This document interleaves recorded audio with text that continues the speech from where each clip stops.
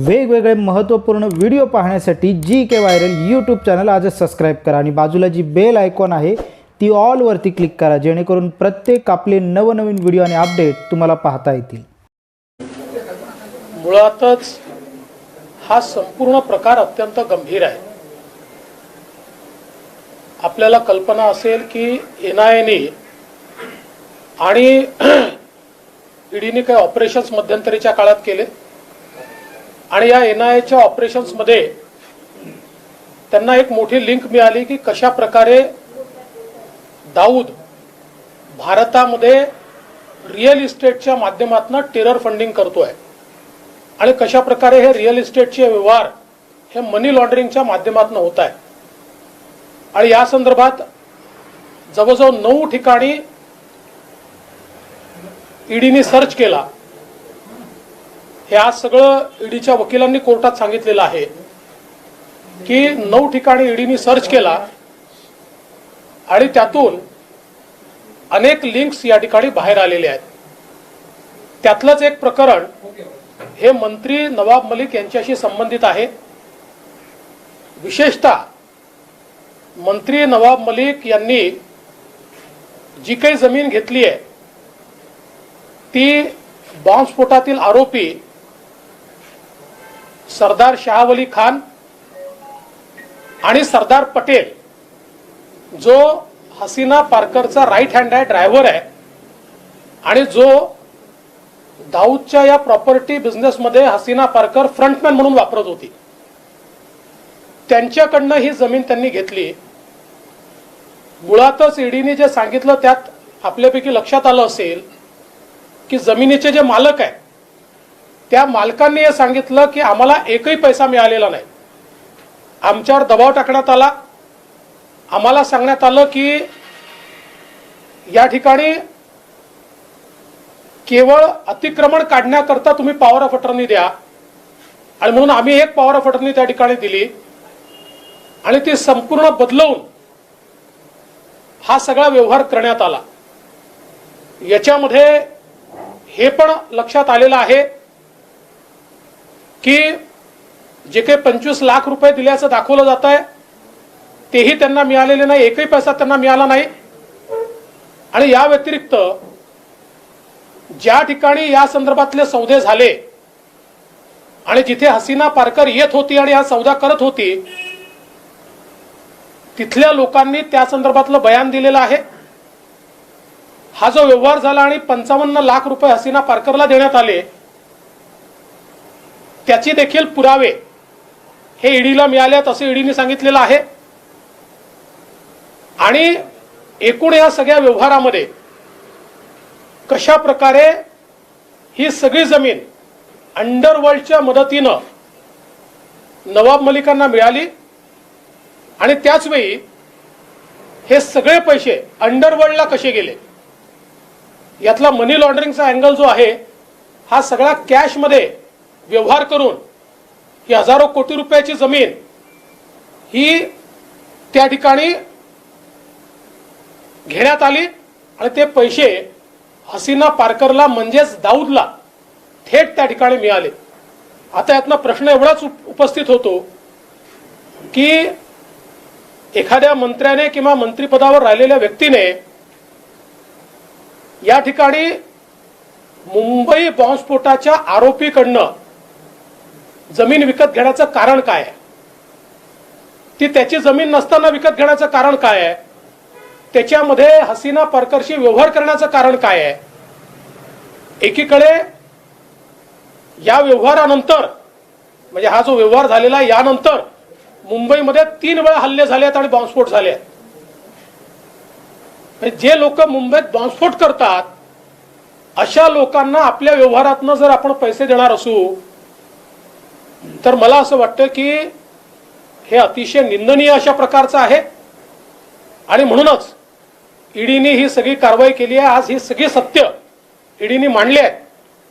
ईडीने हे देखील सांगितलं की त्यांनी ते जे काही बॉम्बस्फोटाचे आरोपी जेलमध्ये आहेत त्यांचंही बयान घेतलेलं आहे, ज्यांच्या समोर व्यवहार झाला त्यांचंही बयान घेतलेलं आहे आणि जे मूळ मालक आहेत त्यांनी तर स्पष्टपणे सांगितलेलं आहे की आमचा आम्हाला एक पैसाही मिळाला नाही, उलट आमच्याकडनं ही कशी जमीन त्यांनी घेऊन टाकली.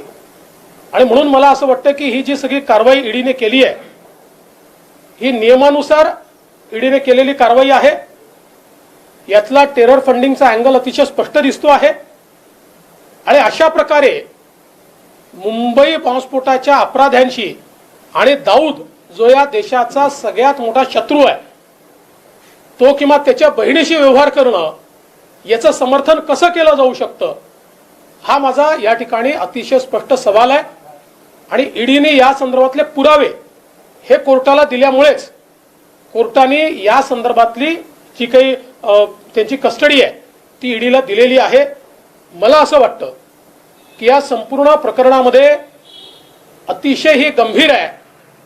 कुठल्याही राजकीय पक्षाने राजकारण न करता अशा प्रकारे जर टेरर फंडिंग होत असेल आणि मुंबई बॉम्बस्फोटाच्या आरोपींकडनं अशा प्रकारे त्यांच्याशी संगनमत करून जमिनी घेतल्या जात असतील आणि तो पैसा हसीना पारकर किंवा दाऊदला जात असेल तर याचा निषेधच केला पाहिजे.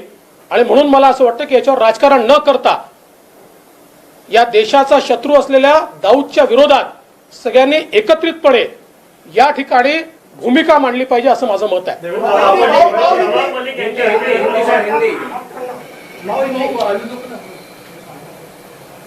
महाराष्ट्र के मंत्री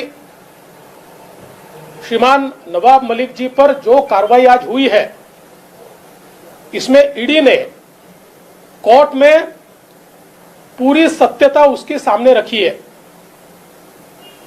ये करोड़ों रुपए की जमीन, सैकड़ों करोड़ या हजार करोड़ रुपए की जमीन किस प्रकार से अंडरवर्ल्ड के माध्यम से नवाब मलिक इन्होंने खरीदी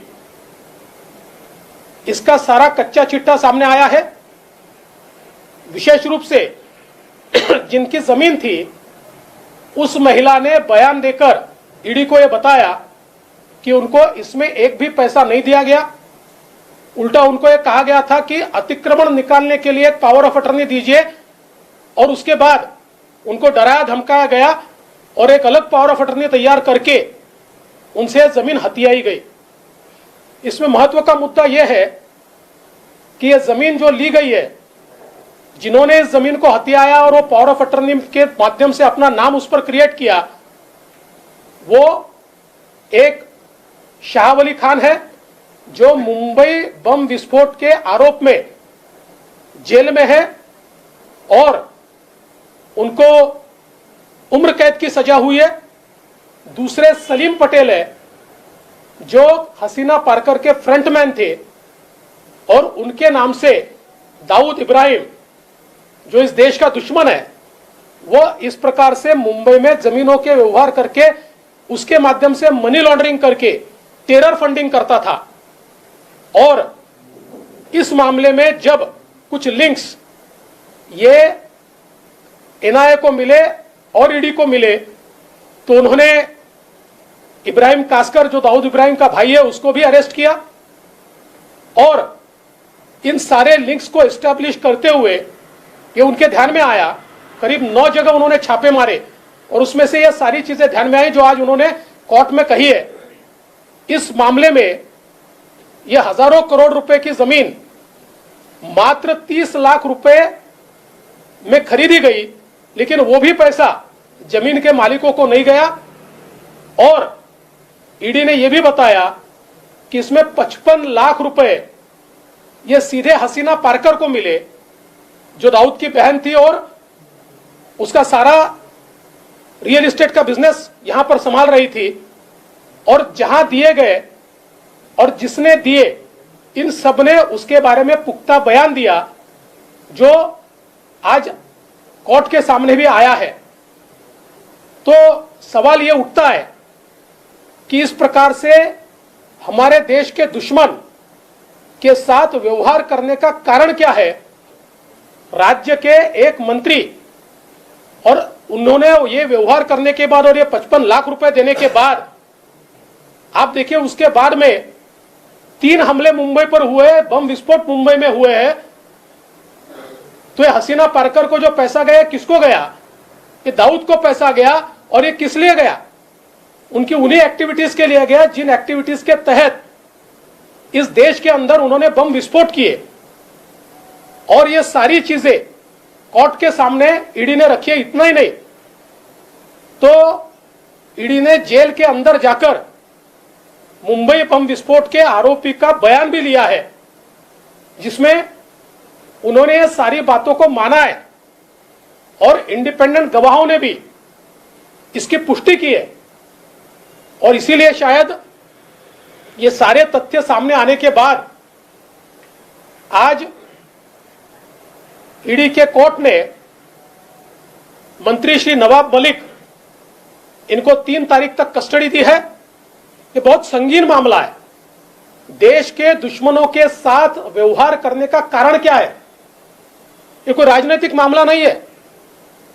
राजनीति में हम एक दूसरे के ऊपर छीछालेदार करते रहेंगे, लेकिन अगर कोई देश के दुश्मन के साथ सौदा करता है और सारा रिकॉर्ड पर है, और ऐसा रिकॉर्ड पर सौदा होता है और साथ में सीधे पैसे अगर हसीना पारकर को वहां मिलते हैं, दाऊद को मिलते हैं, तो मुझे ऐसा लगता है कि ईडी को यह कार्रवाई करनी पड़ेगी और सभी राजनीतिक दलों ने इस कार्रवाई का समर्थन करना चाहिए। क्योंकि इस प्रकार से अगर अंडरवर्ल्ड के साथ सीधे व्यवहार होते रहेंगे, और जो लगातार ये बात कही गई कि पिछले समय दाऊद ने देश के अंदर जितने बम विस्फोट किए, भले ही आईएसआई की मदद से किए होंगे, लेकिन उसका टेरर फंडिंग उसने इंडिया में ही जमा किया और इस प्रकार के डील से ही जमा किया। इस प्रकार से अंडरवर्ल्ड के ऊपर और बड़े पैमाने पर उस जमाने में जो व्यवहार जमीनों के किए गए अंडर वैल्यूएशन करके, और उसमें जो ब्लैक मनी दिया गया, वो ब्लैक मनी ये टेरर फंडिंग में इस्तेमाल किया गया। और इसलिए मुझे लगता है कि आज की जो कार्रवाई है उसको कोई तरीके से राजनीतिक कार्रवाई नहीं कहा जा सकता। देश के दुश्मनों को अगर कोई मदद करता है तो कार्रवाई करनी ही पड़ेगी, और वो कार्रवाई की गई है। तुम्ही आता खुलासा केला होता पत्रकार परिषद घेऊन, सगळ्यात आधी तुम्ही खुलासा केला होता, तुम्ही काही पुरावे ईडीकडे दिले होते का तेव्हा? माझ्याकडे जे कागदपत्र होते ते सगळे मी ईडीलाही पाठवले होते, एनआयला पाठवले होते, सीबीआयला पाठवले होते। मी त्यावेळेसच घोषित केलं होतं की याची कॉम्पिटंट अथॉरिटी कोण आहे मला माहिती नाही, आणि मी जे काही कॉम्पिटंट अथॉरिटीज आहेत त्यांच्याकडे जे माझ्याकडे होतं ते पाठवून दिलं होतं। अटकेनंतर महाविकास आघाडी नेत्यांच्या ज्या प्रतिक्रिया, ज्या वक्तव्य आहेत, त्याचा सूर असा आहे की हे अटक म्हणजे एक षडयंत्र आहे आणि याचा रोख जो आहे तो भाजपवर आहे।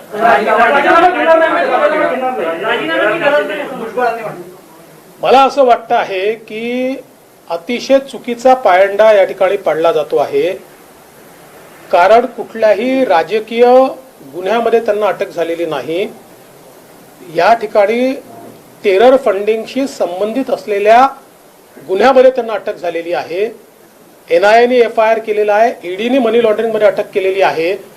अशा परिस्थितीमध्ये एक मंत्री हे जर राजीनामा देणार नसतील आणि सरकार म्हणणार असेल की आमचे मंत्री राजीनामा देणार नाही, तर एक कॉन्स्टिट्यूशनल परिस्थिती या ठिकाणी संवैधानिक परिस्थिती तयार होते आहे। पण मी त्याच्यावर बोलणार नाही। मी एवढंच सांगेन की देशामध्ये याचा अतिशय चुकीचा संदेश जाईल की दाऊद सोबत व्यवहार करणाऱ्यांना वाचवण्याकरता अख्खं सरकार उभं राहिलं। आपने कहा ये क्या दस्तावेज आपने ईडी को प्रोवाइड किया था? कुछ समय पहले आपने एक प्रेस कॉन्फ्रेंस लेके कहा था कि बहुत बड़ा विस्फोट होने वाला है, क्या यही है?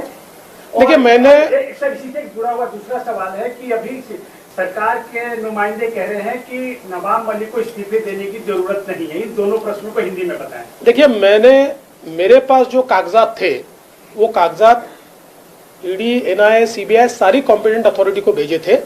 उसके बाद तफ्तीश उनकी हुई और जैसा कि आज ईडी के वकीलों ने कोर्ट में बताया कि दाऊद से संबंधित केस के मामले में 9 जगह पर उन्होंने छापे मारे और उसके बाद ये सारी कड़ियां ये जुड़ी है।